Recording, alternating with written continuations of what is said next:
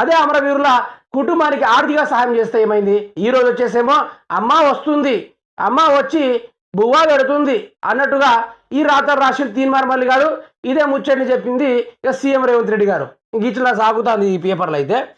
ఇక కింద పరంగా చూసుకుంటే లోగోల లొల్లి, ఏం లొల్లో చూద్దాం. రాష్ట్ర చిహ్నంలో రాచరికపు ఆనవాళ్లు అవి అవసరం లేదంటున్న రేవంత్. సీఎం నిర్ణయాన్ని వ్యతిరేకిస్తున్న బీఆర్ఎస్ తెలంగాణ చారిత్రక చిహ్నాలు తొలగిస్తున్నారని ఫైర్.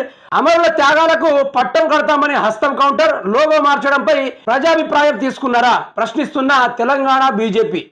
ఈ పరంగా చూసుకుంటే మాత్రము రేవంత్ రెడ్డి లోగో మార్చాల్సిన అవసరం ఏమొచ్చింది? దానివల్ల ఎవరికేమైనా ఒరిగేది ఉందా? మరి లోగో మార్చడంలో అసలు కుట్ర కోణం ఏంటంటే ఇటు రేవంత్ రెడ్డికి ఇటు విత్తనాల పరంగా కానీ ఇప్పుడు వచ్చే కొన్ని కార్యాలు ఏవైతే ఉన్నాయో ఆయన చేయాల్సిన 6 గ్యారెంటీలు ప్రజలు మర్చిపోవడానికి డైవర్షన్ పాలిటిక్స్ అంటే ఎట్లుంటాయో తెలుసా? ఇప్పుడు ఇటు